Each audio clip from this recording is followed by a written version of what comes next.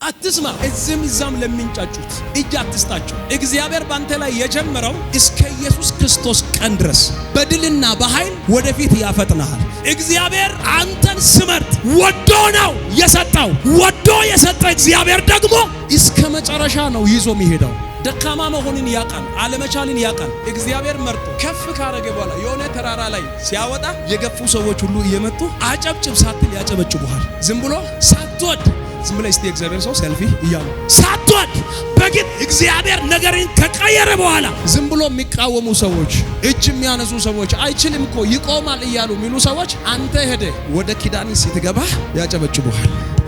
አንተ አይችልም፣ እንትን የለው፣ ድምጽ የለው፣ ውበት የለው፣ ቁመቱ አጭር ነው፣ አይሳካለትም ሲሉ ዝም ብሎ ነው ሲሉ የገጠር ልጅ ነው ሲሉ አማርኛ አይችልም ሲሉ ቁመቱ አጭር ነው ሲሉ ምን አገባኝ ከየት የመጣ ነው ሲሉ መልኩ እንደዚህ ነው ከገጠር ነው የተነሳው እያሉ ዝም ብሎ ጥምም ያለ ነገር የሚያወሩ ሰዎች አንተ ወደ ኪዳኒ ከገባህ በኋላ በስሙ እኔ ድሮን ቋቁ ልጁ የማይበገር ነው፣ እንደ ቁመቱ እንዳይመስል ልጁ አደገኛ ነው፣ ልጁ ታታሪ ነው፣ ይጸልያል፣ ይንበረከካል፣ 24 ሰዓት ይሮጣል፣ ይሰራል። እኔ ገና ከመነሻው ነው ማቀው። አያቅም ከሚገፉ ሰዎች የመጀመሪያ ነው፣ ከሚተቹ ሰዎች የመጀመሪያ ነው። ስለገባህ ነው እኔ ዛሬ እንደዚህ ብያለሁ። ከሰዎች አንደበት በላይ እግዚአብሔር ከፍ ከፍ ያደርጋል።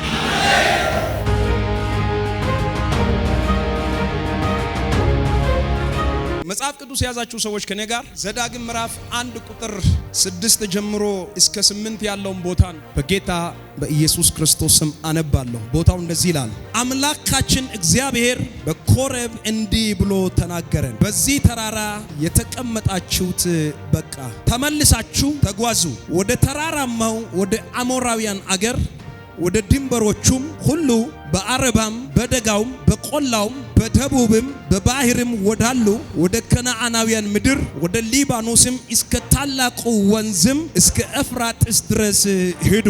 እነሆ ምድሪቱን በፊታችሁ አድርጌአለሁ፣ ግቡ። እግዚአብሔርም ለእነርሱ ከእነርሱም በኋላ ለዘራቸው ይሰጣት ዘንድ ለአባታችሁ ለአብርሃምና ለይስሐቅ ለያዕቆብም የማለላችሁን ምድር ውረሱ። ከኔ ጋር እጆቻችሁን ከፍ አድርጉና እጓዛለሁ በሉት፣ እገባለሁ በሉት፣ እወርሳለሁ በሉት። የመልእክቴ ዋና ሐሳብ እዚህ ጋር ነው ያለው። የመቀመጥን ዘመን እግዚአብሔር ያበቃል ወይም ይበቃሃል። ከዛሬ በኋላ ትልቅ ተራራ ላይ ወጥቶ የሚጠቀስ ሰው አለ። ከፍታ ላይ ወጥቶ እከሌ የሚባል ሰው አለ። አንተ ተራራ ጫፍ ላይ ወጥቶ አንቱ የሚባል ሰው አለ። እግዚአብሔር ከዛሬ በኋላ የመቀመጥን ዘመን ያበቃልሃል። በጣም የሚገርማችሁ ነገር እግዚአብሔር በሙሴ አማካኝነት በዚህ ተራራ ላይ የተቀመጣችሁበት ዘመን በቃ ብሎ የተናገራቸው ለእስራኤላውያን ናቸው። እግዚአብሔር በትንቢቱ ቃል 430 ዓመት በግብፅ አገር በባርነት ለፈርዖን ጭቃ እየረገጡ ጡብ እየሰሩ አንገት ደፍቶ ለረጅም ዓመት ዋጋ የከፈሉ ሰዎችን በብርቱ ኃይል ከግብፅ አገር ወደ ከነዓን ትገባላችሁ ብሎ እግዚአብሔር አወጣቸው። በጣም በሚገርም ሁኔታ እግዚአብሔር ካወጣቸው በኋላ ከፊት ለፊታቸው የተደቀነው ኤርትራ ባህርን ለሁለት ከፈለ። ከድንጋይ ውሃ አውጥቶ አጠጣቸው። ከሰማይ መናን አዝንቦ መገባቸው። ታሪካቸውን ቀየረ፣ እንባን አበሰ። እግዚአብሔር ሰውን የመጉዳት ፍላጎት የለው። አስገባለሁ ካለ ያስገባል፣ እባርካለሁ ካለ ይባርካል። እግዚአብሔር አንተን ይባርካለሁ ካለ ሺህ ጠላት ዙሪያክ ላይ ተደርድሮ እያለ አልፎ ነው የሚባርክህ። የመጉዳት ፍላጎት የለውም። እግዚአብሔር አወጣቸው ከግብፅ፣ መራቸው በምድረ በዳ። ነገር ግን እስራኤላውያን መንገድ ላይ አደገኛ የሆነ ሲተሰሩ በእግዚአብሔር ፊት በእግዚአብሔር ላይ አጉረመረሙት። እግዚአብሔር በጥቂት ቀናቶች ለማስገባት በሙሴ አማካኝነት መርቶ 2 ዓመት ከመራቸው በኋላ ወደ ከነዓን አፍ ደረሱ። ከፋራን ምድረ በዳ 12 የእስራኤል ነገድ አለቆችን ሙሴን አስመረጠውና ከነዓን አገርን ሰልላችሁ ተመለሱ ብሎ እግዚአብሔር አስላከ። ከሄዱ ሰዎች መካከል 2 ብቻ በእግዚአብሔር ፍቃድ ሲመሩ፣ 10ዎቹ ሽንፈት ቃል አወሩት፣ አጉረመረሙት። አረ እግዚአብሔር ዋሽቶብናል፣ ሰዎቹ ኃያላን ናቸው፣ ገንዘብ አላቸው፣ ከተማቸው የተደራጀ ነው፣ አንተ በጣም ረጃጅሞች ናቸው። በነዛ ሰዎች ፊት እኛ አንበጣዎች ነን፣ እኛን ይበሉናል፣ እኛ በነሱ ፊት መቆም አንችልም ብሎ ሰማይንና ምድርን የፈጠረውን እግዚአብሔርን ከማመን በሁኔታ መተማመን ጀመሩ። እግዚአብሔር ተቆጣቸውና ያንን የቀረችዋን ጥቂቷን ቀን ወደ 40 ዓመት ቀየረባቸው።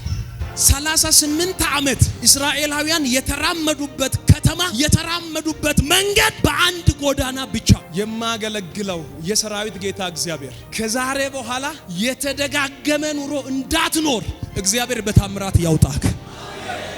38 ዓመት ሙሉ የተደጋገመ አንድ ሰው ነው የሚያዩት፣ ተመሳሳይ መንገድ ነው የሚሄዱት፣ ተመሳሳይ አመጋገብ ነው የሚመገቡት፣ ተመሳሳይ ወሬ ነው የሚያወሩት። ሄደው አመቱ ሲያልቅ እዛው አመቱ መጀመሪያ ላይ ወደ ወጡበት ቦታ ነው የሚደርሱት። 38 ዓመት ድፍን በኪዳን የወጣው ህዝብ እግዚአብሔር እመራለሁ እኔ ከናንተ ጋር ነኝ ብሎ ያወጣው ህዝብ በእግዚአብሔር ላይ አመፀና 38 ዓመት በተመሳሳይ መንገድ እየዞረ ያለ መጡ። ሴር ተራራ ዙሪያ ተቀመጡ። አለቀ። መስከረም 1 በሚባለው ቀን ይወጣሉ። ጳጉሜ 5 ወይም 6 ላይ ራሷ ላይ መጥተው ይወጣሉ። ተመሳሳይ አንድ ቀን በማትሞላበት ጉዞ ላይ 38 ዓመት እግዚአብሔር በሰማይ ሆኖ አየ። ልጆቹ ይንከራተታሉ። በዛ መሃል የሚሞቱ አሉ። አየና ይቅር ብያቸዋለሁ። ለሙሴ እንደዚህ አለ፣ በኮሬብ እንደዚህ ብያቸዋለሁ፣ ለህዝቤ ወደ ኪዳናቸው አስገባለሁ ብዬ ተናግሬያለሁ። ስለዚህ ሙሴ ሄድና እንደዚህ በላቸው፣ በሴር ተራራ ዙሪያ ለ38 ዓመት የተቀመጣችሁበት ዘመን ይበቃል። እንግዲያውስ አሁን ተነሱ፣ ልብሶቻችሁን ልበሱ፣ ታጠቁ፣ ጉዞ ጀምሩ። በቀጥተኛ ስትሬት ኪዳኑ ወዳለበት ከኪዳኔ ጋር ወደምትገናኝበት ዘተት ብለህ በተባለው ቀን ወደሚደርስበት በትክክለኛው መንገድ ከዛሬ በኋላ ጉዞ ትጀምራለህ።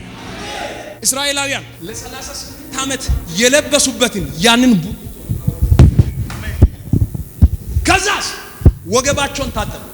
አንተ ጎረቤት ለጎረቤት እግዚአብሔር ተነስ ብሎኛል፣ እግዚአብሔር ተጓዝ ብሎኛል፣ እንጓዝን ያኛው እኔም ሰምቻለሁ ይላል። እዛ ጋር ያለው እኔም ሰምቻለሁ። አጠቃላይ ከ3 ከ4 ሚሊዮን የሚበልጥ ሰው በማይክሮ ሰከንድ ወሬውን ሰማ። ታጠቅ። ለ38 ዓመት ከተቀመጡበት ቦታ ተነሱ። ከዛሬ በኋላ አንደኛ ትነሳለህ። ተነሱ አላቸው። ተነስተን ምን እናደርጋለን ብሎ ሲሉት እግዚአብሔር እንደዚህ ያለ ጉዞ ጀምሯል። ካለበት ቦታ መቀመጥን ሲታበቃ ወይም መቀመጥን በቃ ሲል ወይም የመቀመጥ ዘመን ሲበቃ አንደኛ ካለበት ቦታ ተነስተ ጉዞ ትጀምራለህ። ባይዘዋይ ከተቀመጥክበት ቦታ መነሳት የመጀመሪያ ስቴፕ ነው። አትስማ። እዛም ለሚንጫጩት እጅ አትስጣቸው። እግዚአብሔር ባንተ ላይ የጀመረው እስከ ኢየሱስ ክርስቶስ ቀን ድረስ በድልና በኃይል ወደፊት ያፈጥናል እስከ ፍጻሜ። ምክንያቱም እግዚአብሔር አንተን ስመርጥ ወዶ ነው የሰጠው። ወዶ የሰጠ እግዚአብሔር ደግሞ እስከ መጨረሻ ነው ይዞ የሚሄደው። ደካማ መሆንን ያቃል፣ አለመቻልን ያቃል፣ አለመማርን ያቃል፣ አለመቀላጠፍን ያቃል። ስለዚህ መነሳት የመጀመሪያ ስቴፕ ነው። እግዚአብሔር መርጦ ከፍ ካረገ በኋላ የሆነ ተራራ ላይ ሲያወጣ የገፉ ሰዎች ሁሉ እየመጡ አጨብጭብ ሳትል ያጨበጭቡሃል። ደግፈኝ ሳትል ዝም ብሎ ሳትወድ ዝም ብለ እስቲ እግዚአብሔር ሰው ሰልፊ እያሉ ሳትወድ በግድ እግዚአብሔር ነገርን ከቀየረ በኋላ እግዚአብሔር ጉዞን ካስጀመረ በኋላ አንተ ከተቀመጥክበት በኋላ ከተነሳና ጉዞ ሲጀምር ዝም ብሎ የሚቃወሙ ሰዎች፣ እጅ የሚያነሱ ሰዎች፣ አይችልም እኮ ይቆማል እያሉ የሚሉ ሰዎች አንተ ሄደ ወደ ኪዳኒ ስትገባ ያጨበጭቡሃል። እኔ አውቃለሁ ልጁ ድሮም ጠንካራ ነው። አንተ አይችልም፣ እንትን የለው፣ ድምጽ የለው፣ ውበት የለው፣ ቁመቱ አጭር ነው፣ መልኩ እንደዚህ ነው፣ ከገጠር ነው የተነሳው እያሉ ዝም ብሎ ጥምም ያለ ነገር የሚያወሩ ሰዎች አንተ ወደ ኪዳኒ ከገባህ በኋላ በስመ አብ እኔ ድሮም እኮ አውቃለሁ ልጁ የማይበገር ነው፣ እንደ ቁመቱ እንዳይመስል ልጁ አደገኛ ነው፣ ልጁ ታታሪ ነው፣ ይጸልያል፣ ይንበረከካል፣ 24 ሰዓት ይሮጣል፣ ይሰራል። እኔ ገና ከመነሻው ነው የማውቀው። አያቅም ከሚገፉ ሰዎች የመጀመሪያ ነው፣ ከሚተቹ ሰዎች የመጀመሪያ ነው። ስለገባህ ነው እኔ ዛሬ እንደዚህ ብያለሁ። ከሰዎች አንደበት በላይ እግዚአብሔር ከፍ ከፍ ያደርጋል። ሁለተኛ ትጓዛለህ፣ ሶስተኛ ትገባለህ፣ አራተኛ ትወርሳለህ። አንተ ስትገባ ያጨበጨቡ ሰዎች የእግዚአብሔር ሰው ከታላቅ አክብሮት ጋር ጠርቻለሁ ወደዚህ ኮትን ይዘናል ያለ አንተ ከገባህ በኋላ ዝም ብሎ ያንተን ኮት እየተሸከሙ ይከተሉሃል። ከወረስክ በኋላ